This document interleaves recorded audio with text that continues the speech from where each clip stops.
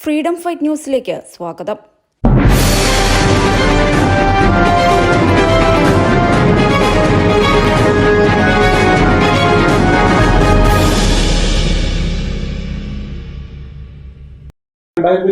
MP ആയ ആ കാലഘട്ടം തൊട്ട് ഞാൻ മോദിജിയോട് ആവശ്യപ്പെടുന്നുണ്ട്, എനിക്ക് സിവിൽ ഏവിയേഷൻ വേണ്ട, എനിക്ക് ട്രൈബൽ തരും.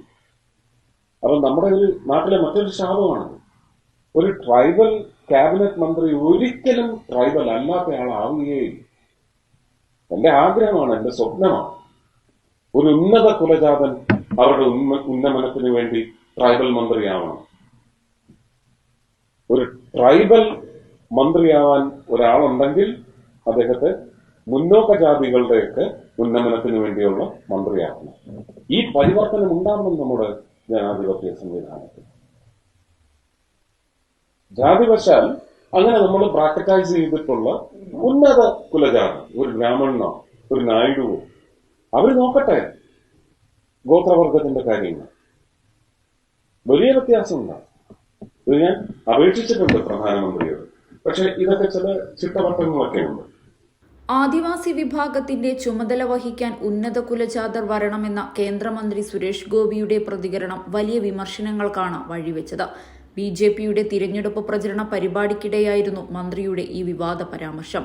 സത്യത്തിൽ തലങ്ങിൽ നിന്നും വിലങ്ങിൽ നിന്നും സുരേഷ് ഗോപിക്ക് ഈ പരാമർശം ഒരു വലിയ അടിയായി മാറിയിരിക്കുകയാണ്. ഇപ്പോഴിതാ പ്രതികരണത്തിൽ സുരേഷ് ഗോപിയെ പരിഹസിച്ച് രംഗത്തെത്തിയിരിക്കുകയാണ് നടൻ വിനായകൻ. ഫേസ്ബുക്കിലൂടെയാണ് ഈ പ്രതികരണം. വിനായകന്റെ കുറിപ്പിന്റെ പൂർണ്ണരൂപം ഇങ്ങനെയാണ്: അധമ കുലജാതരെ ഉന്നത കുലജാതി പദവിയിലെത്തിക്കാൻ അങ്ങയുടെ കുടുംബം വിറ്റാണെങ്കിലും പോരാടണം. ഈ അധമ കുലജാതൻ അങ്ങയുടെ പിന്നിൽ തന്നെയുണ്ടാകുമെന്ന് വിനായകൻ ഫേസ്ബുക്കിൽ കുറിച്ചു.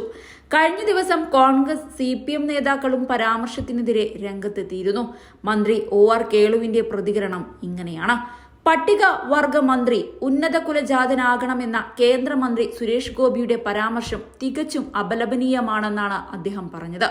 ഭരണഘടനാ ലംഘനമാണ് ഈ വാക്കുകളിലൂടെ കേന്ദ്രമന്ത്രി നടത്തിയിരിക്കുന്നത്.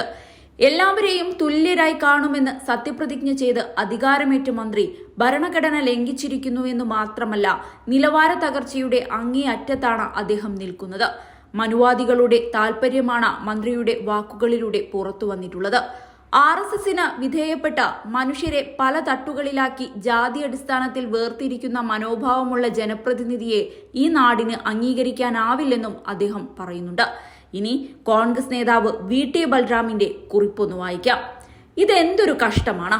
എത്ര പേർ, എത്ര തവണ, എത്ര അവസരങ്ങളിൽ, എന്തെല്ലാം രീതിയിൽ ചൂണ്ടിക്കാട്ടിയിട്ടും ഈ പറയുന്നതിലൊക്കെ മനുഷ്യവിരുദ്ധതയും പുളിച്ചു തികട്ടുന്ന സവർണതയും ഇദ്ദേഹത്തിന് മനസ്സിലാകുന്നില്ല എന്ന് വെച്ചാൽ എന്തു ചെയ്യാനാണ്?